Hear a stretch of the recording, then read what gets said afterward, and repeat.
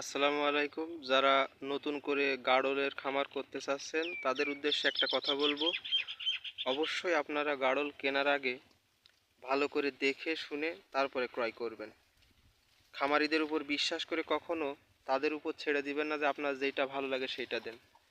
কারণ আমি খামারিদের উপর বিশ্বাস করে কিনেছিলাম, তারা আমাকে সম্পূর্ণ অসুস্থ রোগা গাড়লগুলোই দিয়েছিল, যেগুলো নিয়ে আসার পর অনেকগুলো মারা গিয়েছে, অনেকগুলো চিকিৎসা করে ভালো হয়েছে, অনেকগুলো চিকিৎসা করতে করতে মারা গিয়েছে।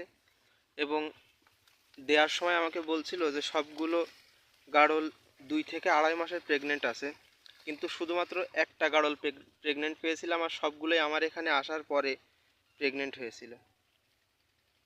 তো আপনারা গাড়ল ক্রয় করার আগে অবশ্যই দেখে শুনে ক্রয় করবেন এবং বিশ্বস্ত লোকের কাছ থেকে নেবেন। আর যার কাছ থেকেই নেন পুরোপুরি তার উপর বিশ্বাস করবেন না, অবশ্যই নিজেরা যাচাই বাছাই করে তারপরে ক্রয় করবেন।